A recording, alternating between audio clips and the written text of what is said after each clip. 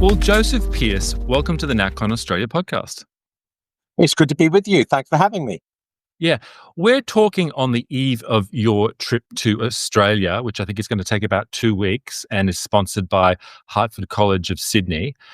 I have been aware of you, as I was saying offline, for at least a decade, and I first came across your work in the book Literary Converts, which does a great job examining the personalities, predominantly British personalities, C.S. Lewis, Hilaire Belloc, G.K. Chesterton and the like, who, their writing and their interactions and their examinations of their faith and the like.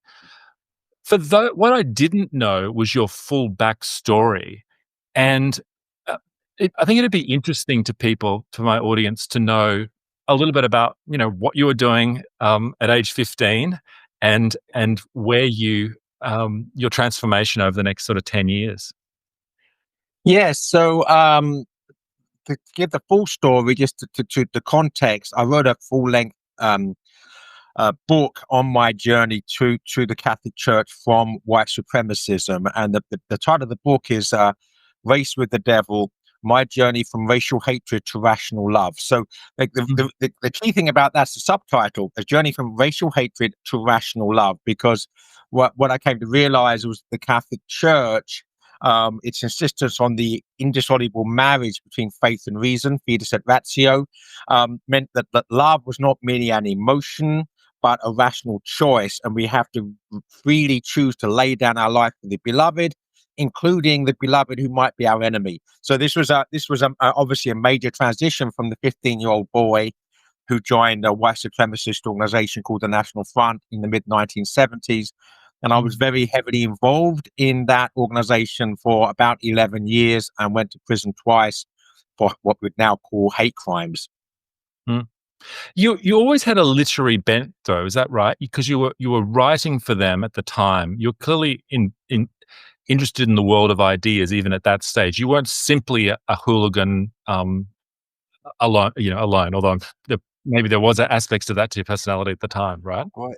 Yeah, well, they sat somewhat uncomfortably side by side. I was certainly involved in the violent aspect of things because it was necessary, in a sense, if you either had to get the hell out of there or be willing to stand up for yourself, because they were violent times in the 1970s in England, politically, but also football, absolutely the height of football hooliganism and everything else. So it was part of the culture. It was very, in some ways, things do get better.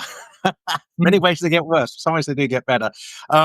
So thankfully, I learned from my father's knee a love of learning and a love, or I had a bad sort of formal education, but my father was self-taught and loved history, loved literature and languages, taught himself sort of conversational German and knew smatterings of other languages. So I learned all that at home. So I had this love of learning, and then I fell in love with books. So I became a bibliophile and read a great deal. Now, the problem, of course, I became a bibliophile when I was in the middle of all this white supremacist ideology. So I read a lot of rubbish, which reinforced me in my bad ideas for several years before coming across certain writers. You mentioned G.K. Chesterton, Hilaire Belloc would be another. Alexander Solzhenitsyn was another very important influence upon me. So I started to read people that allowed me to move beyond the place I was to somewhere better, basically. Yeah. I mean, the radicalization of young men is still a topic of concern today. What is it about the ideas that sort of captivates a 15 or 16-year-old boy at that stage to go and join the National Front or to get involved in those types of movements, do you think?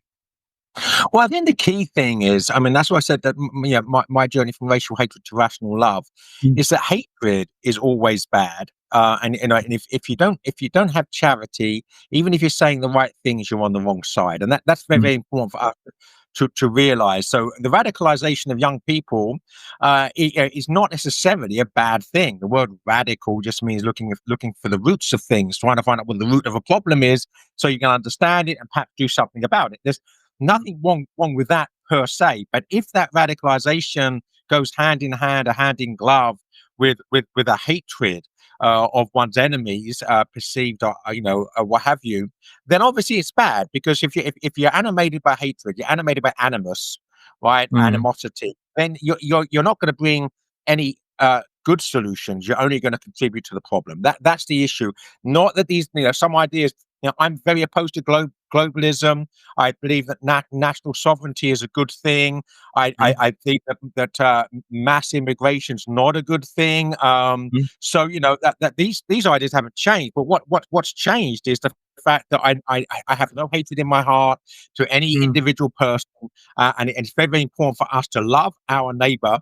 But the point is that we have to also understand that globalization is an evil. It's undemocratic. It's tyrannical. It's destructive of cultures and of history. And we have a right, and I would say a duty, responsibility to resist that. mm. So you wrote about literary converts. The exact n- uh, way in which you were transformed during, I think, your time in prison. How did that happen? Was it you were exposed to, I think you said G.K. Chesterton, but were there other, I don't know, acts of love or kindness or other events which sort of gradually transformed you? Yeah, that's a great question, and there's quite a two-part answer, but I'll try to keep it brief. Mm, First of all, I my generation, I think it's still very much part of the culture, is that religion is irrational. You have to basically choose between being rational or religious. You can't be both, right? So, mm, coming through Chesterton, and then people like C.S. Lewis, and ultimately to philosophers such as Thomas Aquinas, I came to understand that, on the contrary, right, that the reason leads us to belief in God, and then we can only know God so much by philosophy. If we can know God deeper, we need God to reveal Himself to us. Has He? mm, Yes, He has. So this is rational process. So that was very important. Now, I was convinced for many years after my conversion that it was an entirely rational process, but I was wrong. Because what was also happening at the time was healing, and that healing was connected to love. Now, obviously, ultimately to the love of God Himself. But I talk about mm, it in my book, Race for the Devil, certain moments when my enemies, instead of hating me, now I was very comfortable with an eye for an eye, tooth for tooth, right? You don't like me, I don't like you. We know what that means. If you attack me, I'm going to attack you. That was the language we spoke. So on those mm, rare occasions when my enemy, instead of hating me, loved me. So I'll give just one example, perhaps. Back in the late '70s was the heyday of punk rock, mm, and there was a band from Northern Ireland called Stiff Little Fingers, and the lead mm, singer of that band was someone called Jake Burns. And he and I went on a live national radio show on Radio One, BBC Radio One, to discuss immigration and the problems of the day. And I was there being belligerent, being my white supremacist self. And then afterwards, when we came downstairs in the lobby of the BBC, he said, shook my hand and said, "Do you want to come out for a pint?" So he took me to the pub, bought me a couple of beers, and he was actually a very affable, friendly person. And that caught mm, me completely off guard, because this person who was my enemy was actually able still to love me. And so mm, those sort of examples were very disarming. And I think they also planted seeds that, no, that person, even though I disagree with him, I can't not like him because he's a likable person. mm. Yeah, I mean, and you also, if I understand correctly, you didn't have a Catholic family. It wasn't as though you reverted to the faith that your parents had. You were actually quite, well, a nominally Protestant family that was associated with the Orange Order and all sorts of things. So, why, out of those competing identities on offer, this strong nationalistic one that you're originally attracted to, why did you move then to Catholicism rather than, I don't know, evangelical Protestantism or Islam or something else? Yeah, and again, another great question. I was raised typically English, by which I mean that, no, in England, if you're not really sort of low life, you do have your Mm, children christened. So I mm, was I was baptized into the Church of England, but we never went to church except for weddings and funerals. So never prayed at all ever, as a family or individually. mm, So I was raised effectively de facto agnostic, um, but very anti-Catholic. actually. I learned that from my father's knee as well. So it was nothing to do with religion, it was tribal.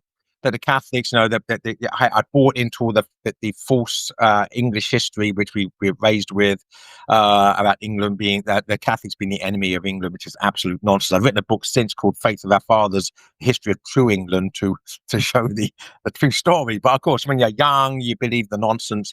So I was very anti-Catholic. I was involved. I was a member of the Orange Order. I was involved with the anti-Catholic terrorist organisations in Northern Ireland, the UBF and the UDA. I was very heavily involved in the politics of Northern Ireland for about 8 years.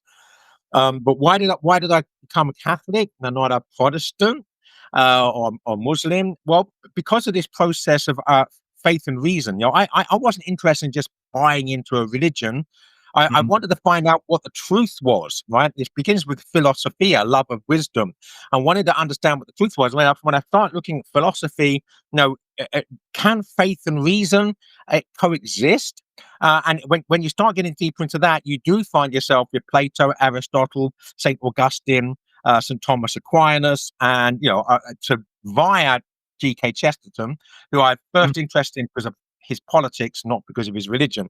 But he got me, if you like, on that road to all of these other great philosophers. And then there's only one place to be after that, it is the Catholic Church.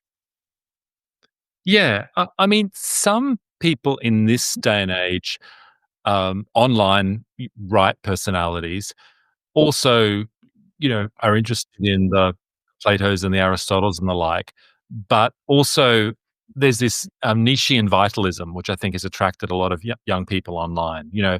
They find attending church, or at least mainstream denominations, kind of in some ways overly effeminate, kind of weak and passive.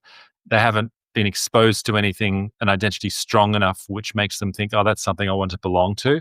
But this idea that, you can, if we just get back to sort of the ethic of the Greek, the ancient pagan will to power, then that's something that's more attractive to it. And you do see it, I think, on the online right at the moment. There's, you're probably aware, Bronze Age pervert is this online personality got, has been influential, I think, in Silicon Valley and amongst other people. And there's a general sort of flavor of the internet, which I think embodies that spirit. It's secular. It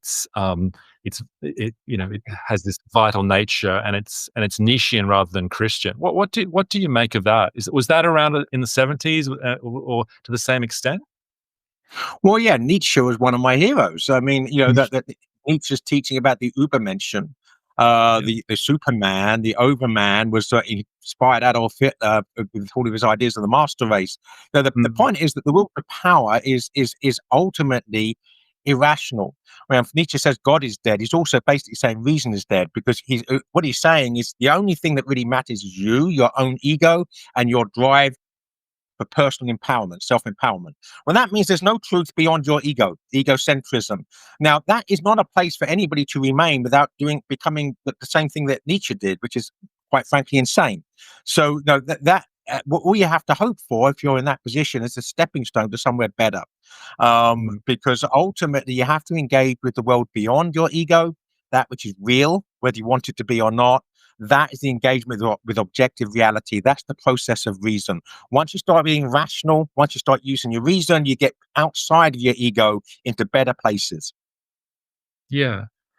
Do you think a G.K. Chesterton and those writers from that time are still the best source for people trying to get out of this either identitarianism or Nietzschean vitalism outlook, or are there others, I guess, like yourself in this day and age, that they should sort of tune into? Yeah, I mean, Chesterton's wonderful, but quite frankly, Chesterton said, I can give you a whole interview of Chestertonian aphorisms now, Yeah. but Chesterton said that the coming peril was not Bolshevism, but standardization by a low standard. He said that in about 1930. And that's certainly come true. There certainly was a prophecy, but this standardization by a low standard, this dumbing down of everything to a lowest common denominator of radical relativist banality. Mm.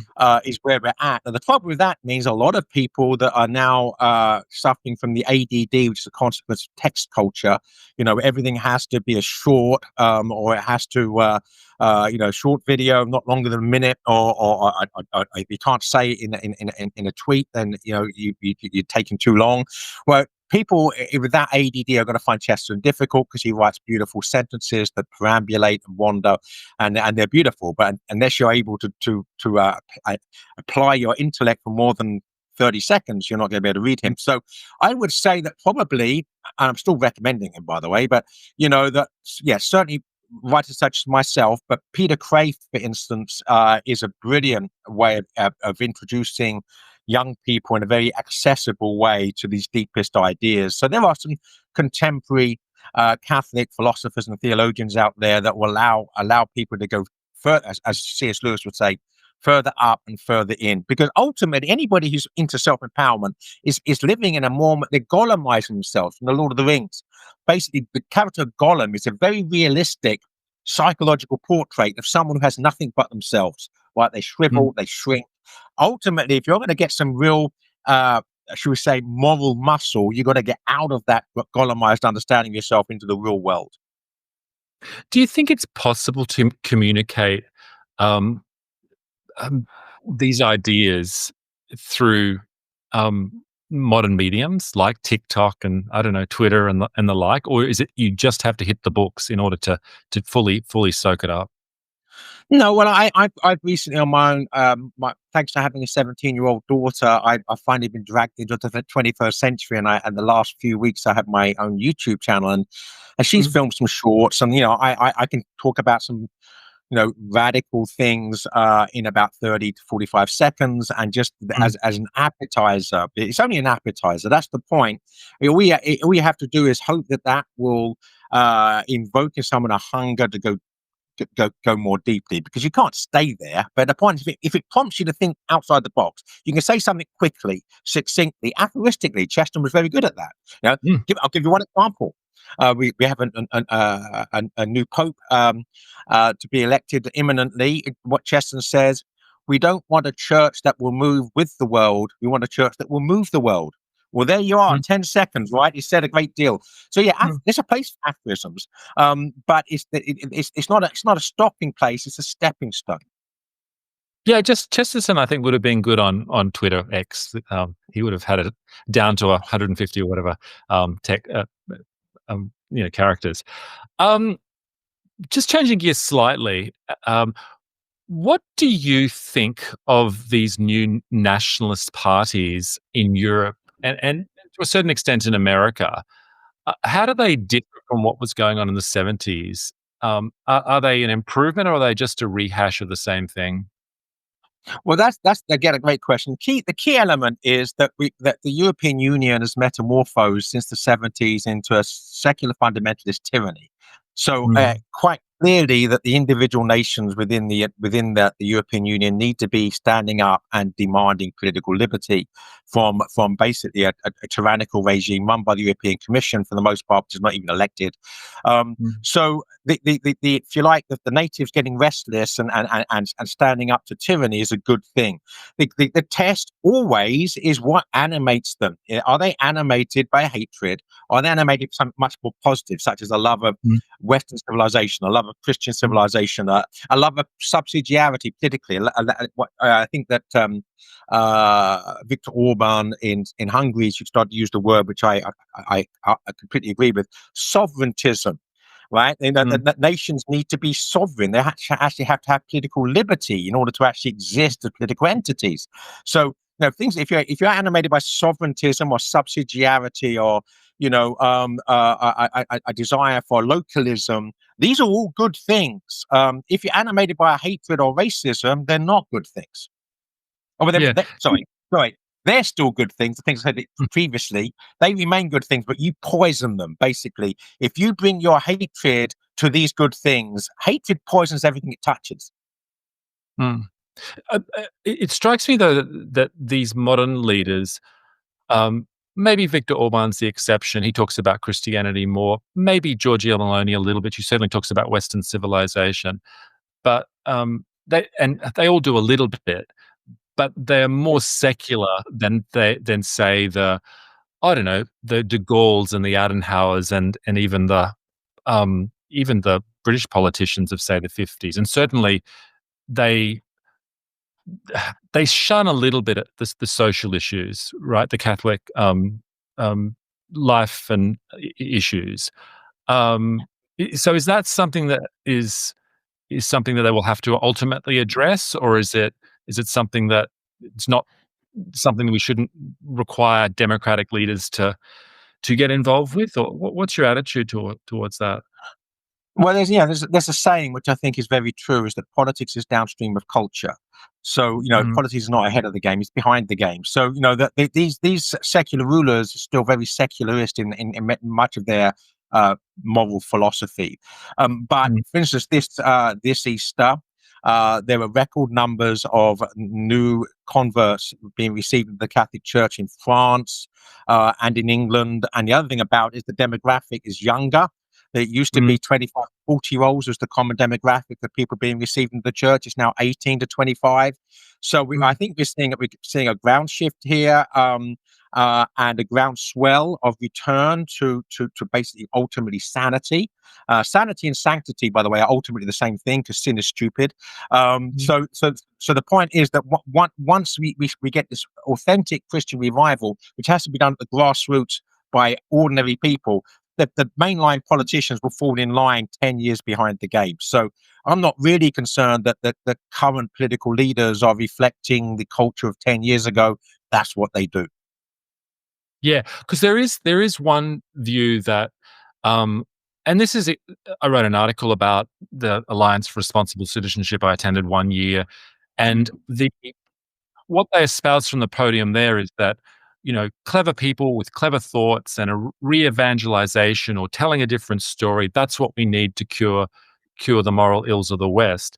And yet they kind of avoid, um, to a large extent, although they did a little bit better last year, um, immigration as a topic. And I always question whether it's, with all the best will in the world and the most charismatic and well-versed sort of um, preachers, or that you really stand a chance at changing, turning Britain into a more Christian culture if you have large, mass immigration from people with very different cultures and religions, right? You just the odds are stacked against you. So there has to be a secular response rather than simply trying to think that there's going to be a miraculous St. Paul go out and head down to the, I don't know, um, Muslim areas of London and suddenly baptize people en masse, right? Well, I think there's two things. First of all, I would say, as regards immigration, I think this would apply to all the countries of Europe. I can't speak for Australia, but it certainly applies to my own country, the United Kingdom. America, of course, is different because the African Americans have been here because of slavery for hundreds of years. As a whole different scenario. But the 1948 British Nationality Act, just after World War II, well, it was what Mm, began the opening, and we may as well use the word floodgates, because that's what we're talking about, with millions of mm, people. And no government, Conservative or Labour, ever stood for Parliament, ever had in their manifesto, vote for us and we will have immigration. In other words, mm, there's no democratic mandate for any of that ever happening. It was mm. basically imposed upon the British people without ever voting for it. So these things have to be addressed. But as regards, does this mean we can't have a Christian England now because of this, all of this immigration? We forget, by the way, that Christianity is the largest religion in the world. And for Mm, instance, I have a great devotion to Our Lady of Walsingham. It's a Marian apparition, happened in England in 1061, and I mm, used to go there regularly when I lived in England. And I go back when I go back to the UK. I still try to go. The most popular, as in cars in pure numbers, a pilgrimage to Walsingham every year now is that by the Tamils. So basically, ethnically from the Indian subcontinent, but they're Catholics. They have a great devotion to the Blessed Virgin, and they that's the largest pilgrimage. So the point is, it's not all doom and gloom because we have immigrants. On the contrary, actually, the Catholic Church has been boosted in the past by immigration, for instance, from Poland. And that, yeah, Islam, militant Islam, is an issue.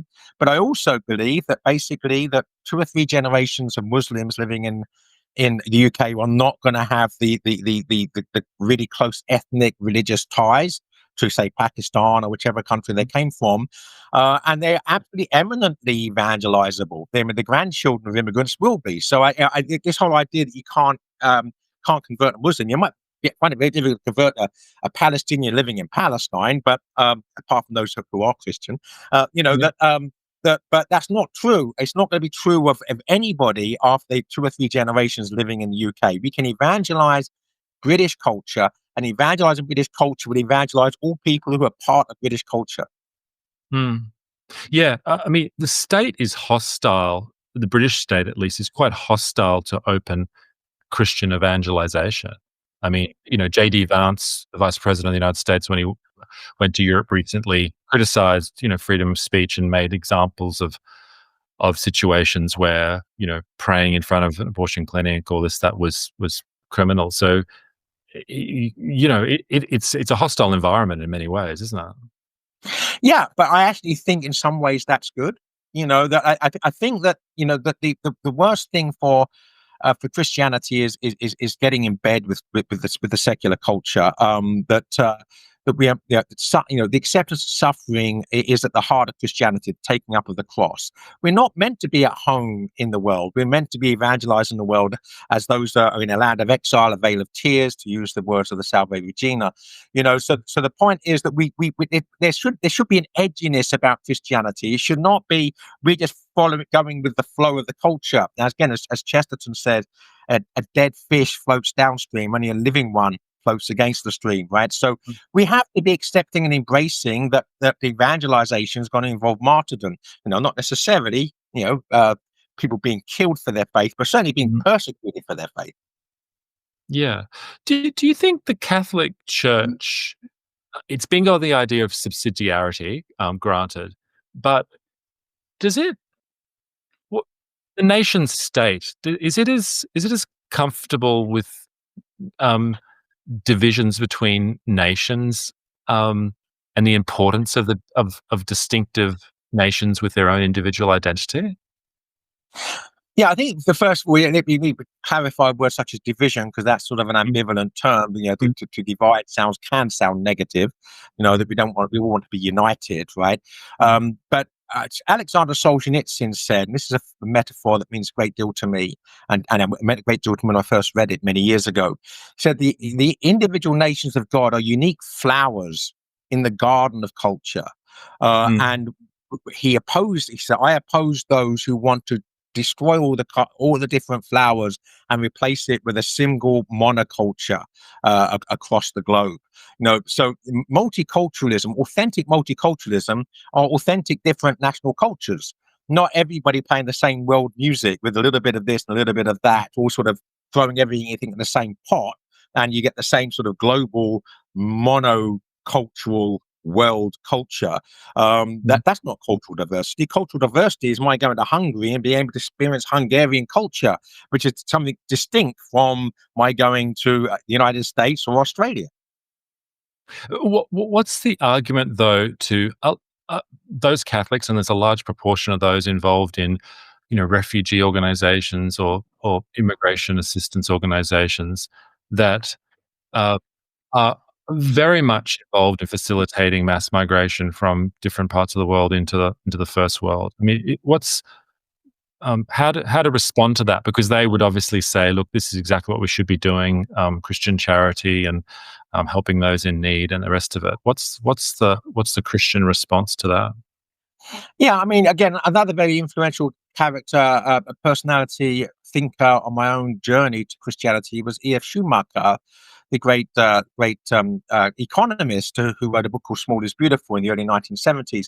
And he actually, he called it intermediate technology. It's now called sustainable development or appropriate technology. But whatever the problems are that are causing people to want to migrate and get out, the answer is to solve the problems locally and sustainably. So if there's a big problem in a certain part of the world, we need to be sorting out what's happening in that part of the world, whether it's economic, cultural, political, and basically restore the culture, the politics, the economy at grassroots level. Let me give you, if I can give you one example of this, this example that Schumacher uses, that organizations like the International Monetary Fund will fund mega projects like a nuclear power station. So they fund a nuclear power station on the edge of Delhi in India. And in consequence, the men folk leave the villages for 200 miles around a radius to go and work in shanty town on the edge of the construction site of the nuclear power station. Fact that villages are bereft of men, family life is destroyed. There's Schumacher says if you the same amount of money that was invested in the nuclear power station, a generator was put in every village within 200-mile radius for the same cost. You can have sustainable local economies with sustainable local families with no major disruption. Now that's what the whole idea of of mega macro globalist solutions to local problems actually makes the matters worse. That's the problem. Yeah, but just to push on it, I mean, I think there is a divide in the Catholic Church between, for example, someone like Cardinal Robert Sarah, who's you know looked on favorably by some sections of the church, and then the Pope Francis kind of view of refugees, which is that they should be assisted wherever they by whatever means they can be to come to better life in the first world. How do you, is it possible really to sort of convince people within the church that these people would be probably better off staying in their own country, and we do more good doing good work there, building up their homeland? Is that I think there's the tough ask, right? I mean, because that pushes against a lot of thinking in the church today. Well, again, the big difference is, that there's the label refugee can be applied to lots of people who aren't refugees, right? That are political migrants. I'll give you an analogous situation. The UK is a socialist country in terms of its social welfare, has been since at least World War II. I know people in England, personally, who are my age, and I'm in my mid-60s, who have never done a day's work in their life. And it's not because they're disabled. It's because they've lived on welfare. I know one person who recently got a brand new car because they were disabled. So are these people unable to work? Are they just milking the system? And we live in a system that basically says, well, if you can't find a job, we'll continue to support you forever for the whole entirety of your life. So same thing. Anybody who wants to move from one part of the country, one part of the world to another, can call themselves a refugee, right? That some of them will be refugees, and of course, there's a process of authentic discernment. If someone's leaving a war zone, right, they're obviously a refugee. If someone's just moving from a poor part of the world to a wealthier part of the world, they're economic migrants. There's a very big difference. And if we are not able to discern and distinguish, then obviously we're going to have a one-size-fits-all chaos, which is what we are now seeing in Europe. Yeah. Oh, look, you don't have to convince me of the arguments. I'm just trying to work out, as I'm sure you're aware, there are people within the refugee agencies in the church and those who march under the banner of social justice or Catholic social teaching that will not agree with that kind of take on Christianity, and will be very much in favor of continuing the flow, and without realizing that it will, in my view at least, and I'm sure yours, bring catastrophic consequences to the sort of countries in which they reside. Dan, I mean, I just to follow up that, I wrote something fairly recently in response to somebody in the Curia saying that the church should not be building walls. I used a metaphor that basically I live in a home. The home has walls. The home has walls to keep the elements out when the weather's bad. It also has walls to keep wild animals out. It has walls to keep potential intruders out. And my door has a lock in it for the same reason. So the door is a bridge. It allows me to love my neighbors, allows me to invite my neighbors into my house, but it also has a lock on it. That is common sense. And I talked about this chap in the Curia. I said, there's a wall surrounding the Vatican. and the only place you can get into the Vatican is through St. Peter's Square, and you've got lots of security people. And why? Because there are people that might want to come in there and do harm. So, of course, there's a place for walls, right? There's a place for bridges as well. But even the bridges have to be drawbridges, right? They have to have locks on, because if you don't want people to just be able to walk in freely and cause chaos, you have to be able to stop that happening. Yeah, I'll look, and there's plenty of examples, biblical stories of people building walls and, you know, ensuring that the kingdom is safe from intruders and all the rest of it. Just on England, because I know you're from there originally, and you've written about it extensively. What is the short story for why England, to be true to itself, should get back to its Catholic roots?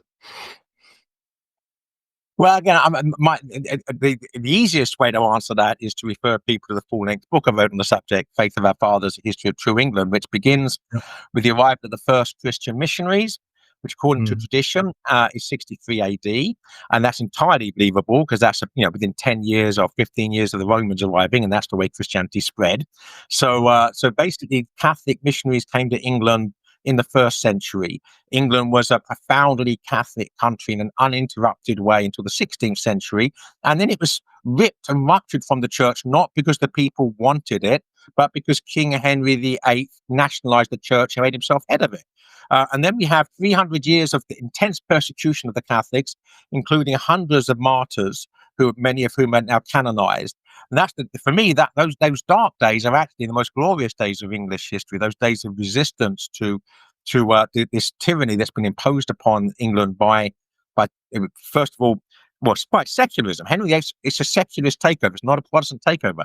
And then we have this wonderful Catholic revival in the 19th century, heralded by St. John Henry Newman's conversion. Then we have these great literary converts that I wrote about in the book you mentioned, this great revival. And so, my hope is 21st century will see another revival. Already now, the Catholic Church is the largest Christian denomination in England, largely because the Anglican Church is imploding.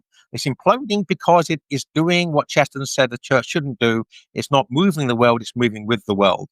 It's just basically become part of the secular culture. Why bother? Well, there's plenty of other aspects of secular culture you can go to without going to the Anglican Church.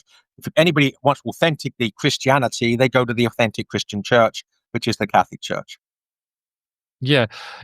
You're coming to Australia, I believe, for the first time. And one thing that's been different about our history is that there has been, at least until recent times, a large percentage of the population that was Catholic, predominantly Irish Catholic. About 40% was usually the figure given. Whereas in England, still until about the 70s or thereabouts, it was still a 90% Protestant country, more or less nominally Protestant country, right? And so that's I still think when I talk to my English friends that there's never been a Catholic Prime Minister of the UK. Well, there's been stacks of them in Australia. It's still baked into the sort of systems of government that this low-level anti-Catholicism. You can have a Hindu prime minister, but a Catholic one would be a bridge too far, right? But so how would it in practice sort of roll out this change from England into a Catholic state once more? Well, if you were to go back, this is one of the glories of understanding history. It allows us to see our own time from the perspective of all times, if you like, other times. If you were to go back 200 years to 1825 in England, so 4 years before the Catholic emancipation, there were, by this stage, only a few tens of thousands of Catholics in England, because there'd been a war of attrition at this point for 300 years solidly. Very heroic resistance, but bit by bit by bit. And if you were sort of a realist in 1825, you said, well, the Catholic Church is finished. And yet, by the end of the 19th century, I give the figures in my book, but there were a few dozen Catholic churches in the country. By the end of the century, there were a few hundred. Beginning of the century, there were 2 or 3 Catholic schools. At the end of the century, there's 200 or 300 Catholic schools. So, the transition in Victorian England. And in various reasons for that, I won't go into all of it, but part of it, obviously you have the higher echelons of society, many of them converting, like John Henry Newman and Cardinal Manning and others, right? Jeremy Hoxie's great literary converts. But also you had the Irish potato famine and the Irish diaspora. And of course, the Irish, they went to America, they went to Australia, but many of them came to England. So you also had, if you like, to use a Marxist terminology, an Irish Catholic lumpen proletariat moving in. So you had, the working class, but you also had the intelligentsia. So it's like a pincer movement. So the Catholic Church, and between the two world wars, there was on average, I did this research when I was doing literary converts, there were an average in excess of 10,000 adult converts every year, because between the two world wars, the Catholic Church, because of, well, not just because, but one of the reasons the Catholic Church's social teaching was seen as an alternative to the rise of communism and to the rise of fascism. That, is there a sane alternative? Yes, the Catholic Church is the sane alternative. Yeah, you read the stories of, and about the influx of new Catholic converts in the UK, and how the youth are attracted to it.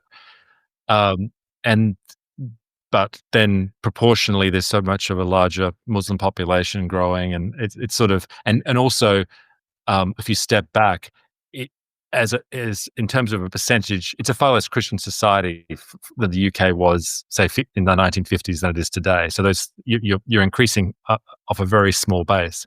So I don't know. It's optimistic to think that will kind of eventually sort of take over. But, So C.S. Lewis talks about Christianity and water. So yes, the basin, or the Christian basin, was much larger in the 1950s, but it was very much Christianity and water. What we actually need is a distillation of the true spirit, and it's that which will actually convert the culture, something which is real and not least going with the flow. I mean, the Anglicanism in the 1950s is part and parcel of the fabric of the British state, right? But we don't want that. We want an evangelical Catholicism, which will actually convert the culture towards radical Christian principles. And that's only if you don't dilute your Christianity with the spirit of the age. Ultimately, we have to choose between the Holy Spirit, the spirit of the age, the Heiliger Geist, and the Zeitgeist. And you can't choose both. That just makes you schizophrenic. You have to choose one or the other. Yeah. Do you think there are many Catholic parishes and masses which are more in touch with the spirit of the age than the spirit of the Holy Spirit? Because absolutely. That was a big problem, particularly in the 1970s, 80s, and of course in many parishes still today. I'm not a realist, but I travel a great deal giving talks. It's true that perhaps the most sort of liberal, secular, fashionable, zeitgeist-driven parishes probably not going to invite me. That's certainly true, probably. But the key thing I sometimes talk about the election of Pope St. John Paul II in 1978 as being the turning point.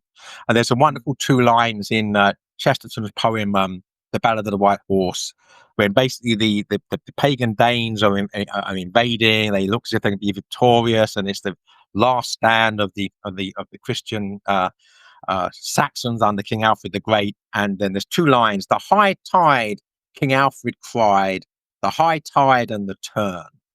And that's what I really think with St. John Paul II getting elected, and then when he gets Cardinal Ratzinger as his right-hand man, that dynamic duo certainly begin to turn things around. And I think they've turned around since then. I think things are much healthier now in the church, liturgically, for instance, at a parish level than they were 50 years ago. In Catholic Church, you think, in England? Yeah. What do you hope for the next pontiff? One that will help to build a church that will move the world and not move with it. Yeah, and I guess no one really knows what goes on in the conclave, and there is a betting market. I think, actually, I'm not sure that's a grave sin or not. I haven't had a ruling on that, but they do exist. But yeah, are there any favourites of yours, or it's not really something worth speculating too much You about. know, one of the reasons that I managed to sort of live relatively angst-free, anxiety-free, is not worrying about things beyond my control. I'm not a cardinal of the church. I'm going to certainly hope that I pray every day. That's maybe the micro. I pray every day. Now, I ask actually for the intercession of St. John Paul II and Benedict XVI for the cardinals in the conclave, that they will follow the Spirit, the Holy Spirit, and elect a pope in accordance with the will of God. And then I pray the Our Father, so thy will be done, deliver us from evil. And that's what I can do. Beyond that, I can't do anything else. So I'm doing my bit. That's all I can do. Yeah. I suppose I So can be fasting and saying rosaries and everything else. So, but I'm a miserable loser of a sinner. So, you know. yeah. Sufficient unto this day the evils thereof, right? You can don't worry about so many things. Are there any other people who've taken a similar journey to you, from far right nationalist party member to now Catholic convert and evangelist? Well, one good thing about being out there and outspoken and publishing books is I get emails from all over the world, from all sorts of people, but that includes many people who have been on a similar journey that have both in the UK, in the United States, even actually in Australia, someone who was radical Muslim, that's now on the journey to Catholicism, or was when he last wrote to me. So, yes, I'm very aware of people that have made similar conversion. I'm aware of at least one who was involved in a white supremacist organization, who's now a Catholic priest. So yes, What absolutely. I'm not unique. Thanks be to God. hmm. What do you know of Australia? You're about to hop on a plane, I think, in 48 hours' time to come out here. What are you anticipating? Well, it's a blissful ignorance. Hopefully, it's also a blissful innocence. So it's not a blissful arrogance anyway. I know very little about Australia. I mean, to be honest with you, I know that the Australians always beat the English at cricket and rugby, so that's always sort of a bit of a chip that we bear, inferiority complex perhaps, Yeah, as yeah. regards sport. But Well, beyond that, just so you I haven't lost forget. it. You've been in the States 20 years, right? And you still talk like an Englishman and carry the necessary sporting grudges that'll Well, stand you well. I bear the scars. I bear the scars. Yeah, right. Yeah. So but Australians in America or in your circles, have you come across those that have impressed you or that have been influential, or the writings that you've thought should be Yeah. possible? Funnily enough, because in England, well, certainly when I lived in London, you'd bump into Aussies and New Zealanders all the time, and they're doing their sort of annual walkabout. And I'm Mm. sure if I lived in somewhere like New York City, it would probably be the same. But living here in the upstate of South Carolina, I very rarely see Australians, to be honest with you. Yeah. Matt Fradd is someone that I've become friends with, and I've appeared on Matt Fradd's show a couple of times, and obviously he's made a big name for himself over here. So thanks be to God for him. But generally speaking, I actually meet very few Australians and New Zealanders, because I'm sort of in what you might call a bit of a backwater, the upstate of South Carolina. It's very, very, very vibrant as regards the Catholic Church. Very good things happening. But we moved here because it's a bit like the Shire. I spent my bad years in London, and I just swore I'd never live in a big city again. And so I'm always looking for the proverbial Shire. In England, I moved to Norfolk. I lived in some beautiful small towns and villages in Norfolk. Moved to the States, and this is. I'm looking out the window now. We got 2.5 acres. We've got a meadow there, a creek, a bank of trees. I mean, it could be Yeah. worse.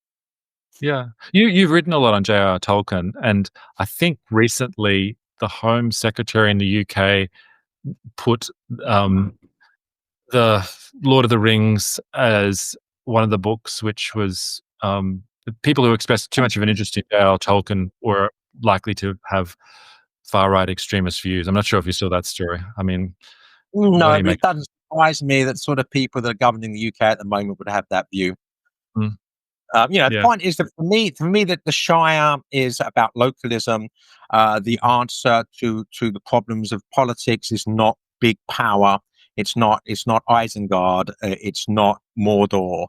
Mm. If you want political freedom, you have to defend the place where you are from encroachments upon it by political forces that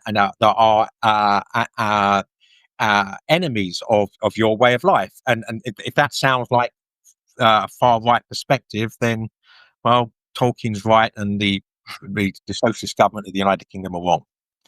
Yeah. What are you working on now? What are you writing about? What are the things that interest you sort of going forward? Well, so the book that I'm sort of working on two books simultaneously. I'm writing a series for Crisis magazine on unsung heroes of Christendom. So Mm. it speaks for itself, right? The heroes of Christian culture that are not as well known as they should be. But I'm also working on a book. I haven't given it a definite title yet, but something like winning the war of words, defending the definite, or something like that. Basically, to define terms such as culture, love, civilization, so that we actually have a vocabulary that we're not sort of falling into ambivalence. Because when people use the word like love, well, unless you know what we mean, let me give you one practical example. That for a Christian, love is a rational choice. It's freely choosing to lay down your life for the beloved, irrespective of what you feel about them. Nothing to do with feeling, right? Mm. The feeling we have towards our enemy or our spouse, hopefully, are different. Our children, right? Our neighbors. So, we're still called to rationally choose to lay down our lives. It's a rational choice. But for the wider world, the secular world, love is an emotion. It's a feeling. Largely, it's a feeling which passes through the loins, and it is therefore ipso facto irrational. Which means that I should be able to do what I feel, right? And it has nothing Mm. to do with reason whatsoever. These are absolutely antithetical. For one is that I will lay down my life for you. The other, I want you to lay down your life for me, right? My love and what I want to do requires you doing what I want, right? Well, that's very different from me doing what I need to do to lay down my life for you.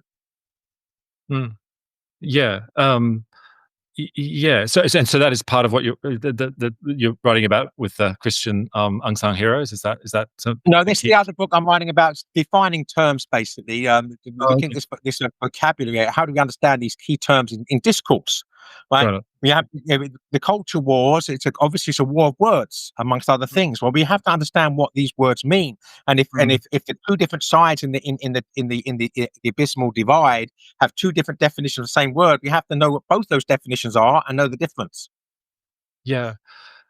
Yeah, it's interesting. Just to double back one more time, I mean, in the UK at the moment, there's this Netflix film called Adolescence, which is scaring the bejesus out of mums that their sons are, 13-year-old sons are going to become radicals.